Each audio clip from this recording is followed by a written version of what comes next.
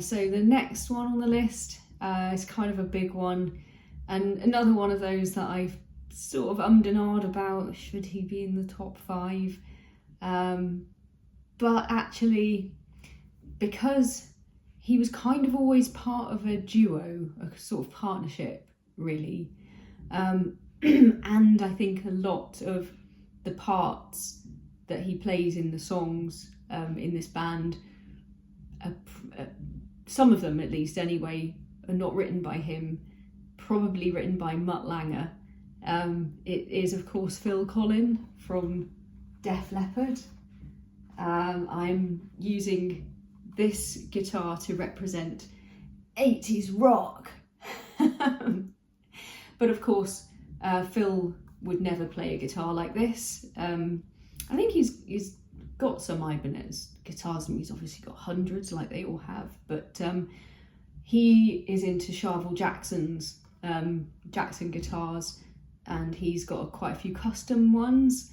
One of the main reasons that he would never play an Ibanez like this is because of the neck profile. Like the wafer thin necks on these guitars would not do for Phil. He likes a very, very chunky neck, and he has the custom shop make them sort of even chunkier than any other normal guitar that you'd get off the shelf. So yeah, he would not play this, but I think this kind of represents the music and the playing and the guitar sounds that that are all through Def Leppard's albums, which of course I love, and I've always loved Def Leppard. I've got most of their albums. I think they're just incredible. I love their songs. I'd love to go and see them live. Never seen them, unfortunately, but and I'm not that into stadium gigs, but if there's one band that I would love to go and see in a stadium, it's Def Leppard, because that's what their music is. It's epic, it's huge. That's how it was designed. That's how it was written. That's how it was planned. That's the concept. That's the idea of it. It's just massive, and it's epic, and it's incredible, and it's just so much fun.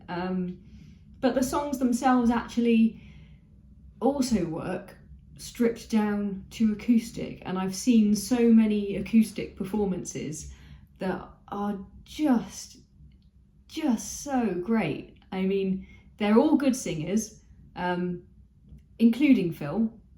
Actually, his backing vocals contribute massively to the sound of Def Leppard. His playing is incredible. I mean, he's so technically proficient, he's so skilled,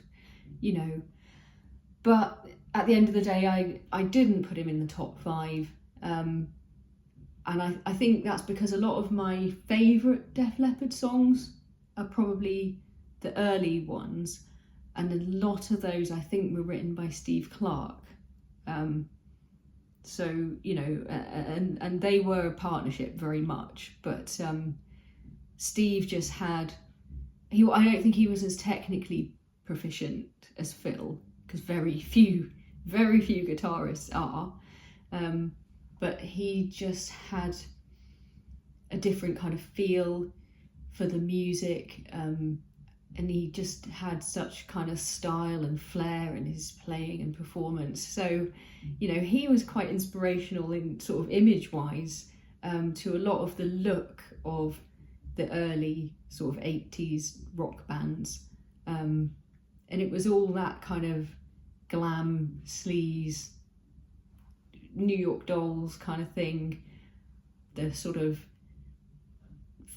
flouncy rock pirate look that a lot of them sort of ended up adopting. I think Steve was sort of a big influence on all of that, and he was much more, I suppose, front and centre. I feel like Phil has sort of always taken a little bit more of a backseat in a way.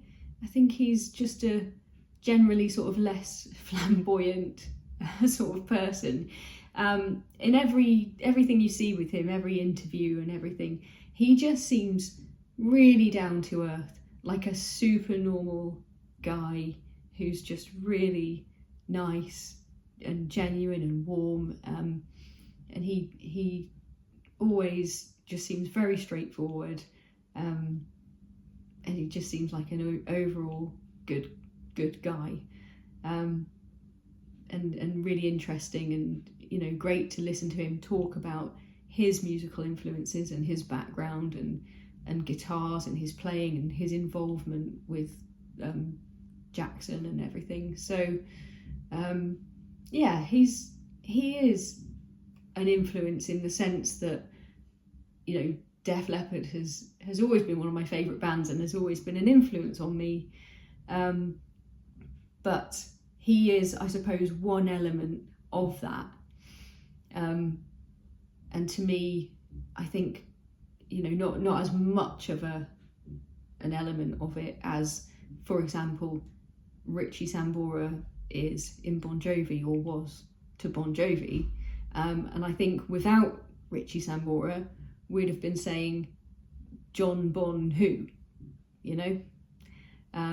whereas I think in reality, Joe Elliott could have carried Def Leppard with, another guitarist.